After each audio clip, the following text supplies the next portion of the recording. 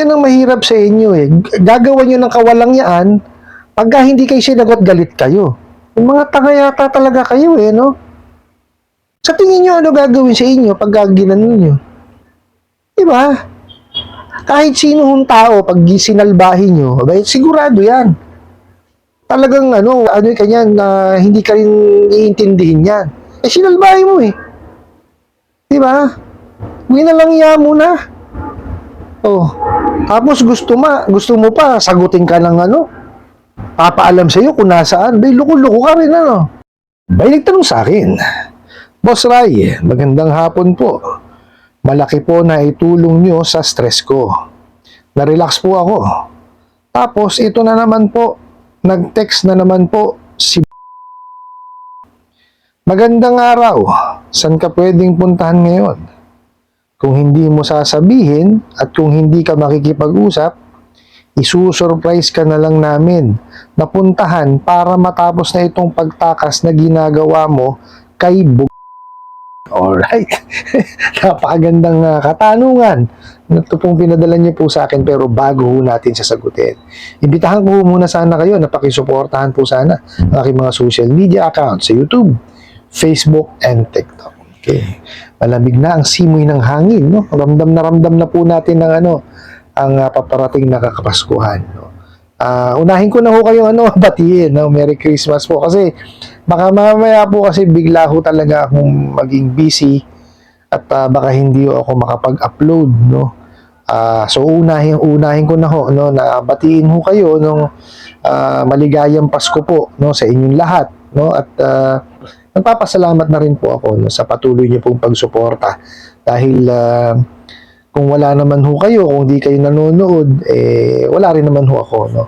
Kumbaga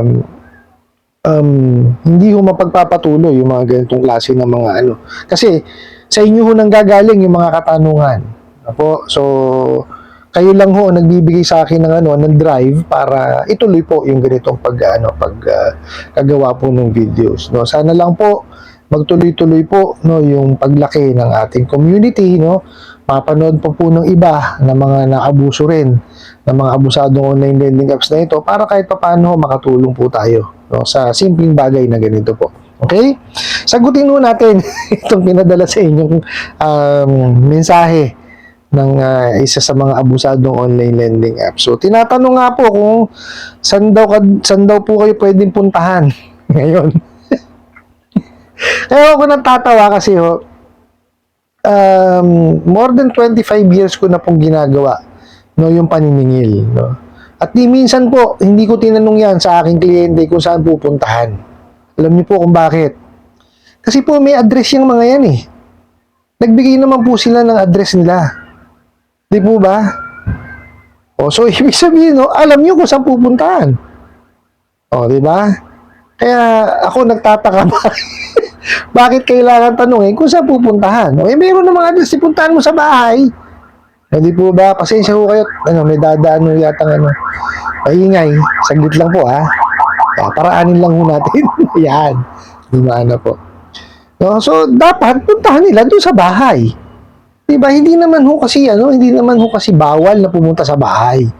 No? Yan ho ang tradisyonal na pamamaraan ng paniningil. Sabi nga ko sa inyo, more than 25 years ko na hong ginagawa yan. Okay, bumibisita ho ako sa bahay, nakikipag-usap po ako sa kliyente. Kumbaga, wala ho sa hinagap na kailangan mong tanungin.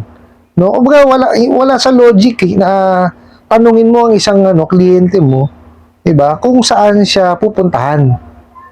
'Di ba? Tapos, sasabihin pa rito, isusurprise na lang daw kayo. Di ba? Karawan nyo ba? Para surprise kayo. Hindi ko maintindihan talaga. Nakita nyo ho, di ba? Malalaman nyo, no? Doon sa mga mensahe nila na wala silang alam sa paniningil. No, ang alam lang ho talaga nila yung tumawag, magtago doon sa harapan ng kanilang mga computer, no, para manakot, mangharas, mamahiya. Yun lang ho alam gawin yan. Pero yung pupunta sa bahay po ninyo,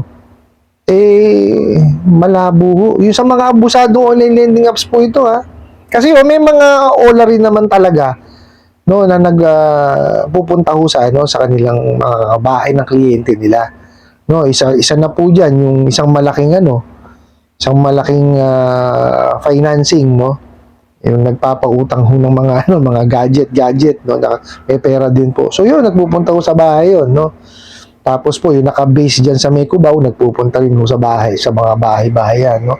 Marami po nagpupunta sa mga bahay-bahay. Kaya lang, itong mga abusadong online lending apps na to, ay wala. Wala akong kakayanan yan na makapagpapunta ng kanilang mga kolektor ko, no.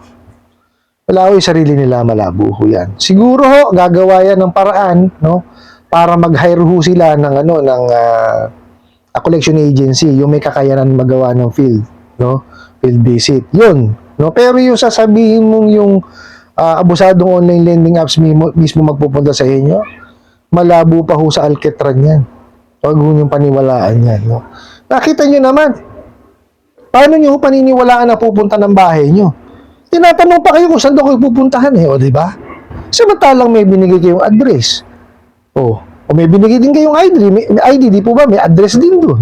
Ba't di nila puntahan? Di ho ba? As long as nasusunod po, no, yung prohibition on unfair debt collection practices, inilista na po yung bawal. O wag lang nila gagawin yung bawal doon. O, pwede. Di ho ba? Hindi naman ho bawal pumunta sa bahay. Ulitin ko, ang pagbisita po sa bahay, yan ang tradisyonal na pamamaraan po ng paniningil. Okay. Tsaka isa pang dahilan, no, na kaya sinabi kong hindi makatotohanan. No? Sabi niya rito, kung hindi mo sasabihin at kung hindi ka makikipag-usap, no, di ba? Parang sinasabi niya na na obligasyon mo na sabihin sa kanila kung nasaan ka. Bakit? Wala ho ba kayo sariling buhay na kailangan asikasuhin? Kailangan alam nila kung nasaan kayo? Diba? Hindi tama yung ganun. So, maliwanag, walang alam talaga sa paniningil tong mga to.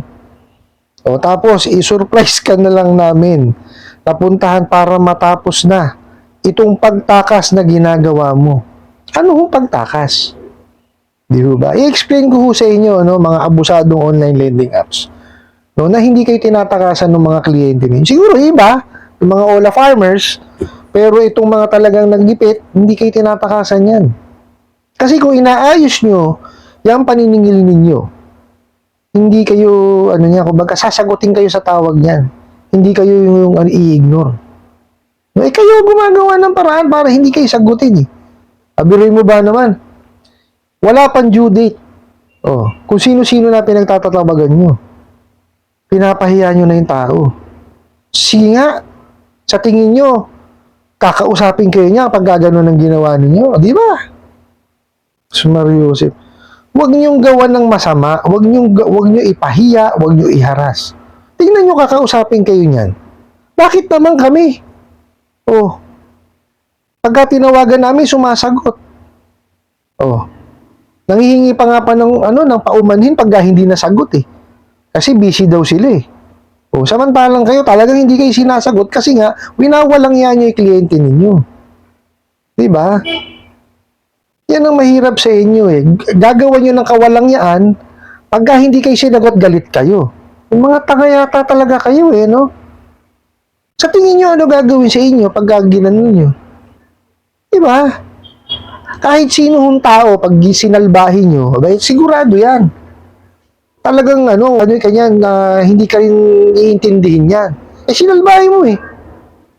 Diba? Huwag na lang iya muna. Tapos gusto mo pa, sagutin ka ng papaalam sa'yo kung nasaan. Loko-loko ka rin Hindi ho ganyan ng paniningil. No, actually, eto ho may mga nagtatanong ho kasi, no, kung paano raw ho ba makikilala, no, yung mga maniningil. Okay? Gagawan ho natin ng separate video yan, no. Kasi ho, importante ho na alam nyo kung ano yung gagawin po ninyo para malaman nyo kung yung nagpunta ba sa inyo is legitimate na maniningil. Bibigay ko sa inyo bukas, no, kung ano ho yung mga palatandaan, no, na yan ay maniningil talaga, no? Regardless ho yan, kung yan ay galing ng lending, financing, bangko, or sa mga OLA, or sa collection agency. Kasi madali rin naman ho talagang maano eh. Okay po? Ngayon, dito po sa nagpadala ng katanungan, huwag niyo intindihin yan dahil nakita niyo naman, pinaglululoko lang kayo. Tatanong kung saan kayo pupuntahan. Ano ba yan? Kung yan ho, maniningil talaga, hindi kayo kailangan tanongin niya kung nasaan kayo. Kasi may address kayo yung binigay eh. Di ba? Bukod dun, may ID kayong binigay, may address din yun. So, alam niya kung saan kayo pupuntahan. Di ba? So, ang gawin niyo ho para matigil na yung mga kalukuhan na yan, ng mga abusadong online lending apps na yan, pag-ipunan nyo na lang po bayaran. No? Yun lang naman ho yan eh. Kasi ho tayo may obligasyon. No? Pagka ho tayo nakahiram, may obligasyon tayo dun sa kabilang partido. Ang mabigat nga lang po, ulitin ko, dito sa mga abusadong online lending apps na to, hindi talaga sila marunong magpalakad ng lending. Kasi ho, nakita nyo naman ho, ilang batas at memorandum, no? Batas at memorandum po ang nilabag niya mga yan. Di ho ba? Napaka-importante po ng The Truth in Lending app. O, ba't hindi nila dinidiscuss? Kasi ho, pag diniscuss nila, lahat ho, kumbaga, di-disclose nila lahat, yung information regarding dun sa sa utang, wala akong manghihiram sa kanila. Kasi pagka nalaman nyo kagad yung interest, saka ikakala sa inyo, ay magbaback out kayo. Kasi karapatan nyo po yun eh. Kaya nga po yan, kaya nga po meron The Truth in Lending app. No? Kasi kailangan malaman yung obligasyon nyo. Di po ba? Pagka meron kayong hindi inaagrihan, o meron kayong, kumbaga, hindi nagustuhan dun sa terms and condition nila at saka dun sa kanilang magiging interest o pwede yun yung tanggapin yan. Pwede kayo umatras eh. Hindi ho bawal yun. Ngayon, ang ginagawa itong mga abusadong online lending apps, tinatrap kayo. Kaya hindi sinasabi. Kaya nagkakagulatan, di po ba? Yun ho ang masama. So, napaka-importante po nun. So, sila po ang lumalabag talaga dyan. No? Kaya ho yung mga yan, ulitin ko, hindi ho yan magsasampa ng kaso, pupunta ng barangay, hindi yan tutungtong sa tapat ng bahay po ninyo o kakatok din sa pinto ninyo. Pupusta ho ako sa inyo. Duwag yung mga yan eh. Kasi alam ho nila na marami silang nilabag na batas. No, kaya hindi ho sila kakatok o bibisita man lang sa inyo pong bahay. Ano po? I hope nasagot ko po itong katanungan na to at sana po makatulong. Maraming salamat po sa inyong walang sawang pagsuporta at panonood sa aking mga videos. Maraming salamat po sa inyong pag-like, pag-share, pag-comment at pagtatanong. Kunin ko na rin po itong opportunity na to na imbitahan po sana kayo na pakisuportahan po sana ang aking mga social media accounts sa YouTube, Facebook, and TikTok. Hanggang sa muli po. Yun lang.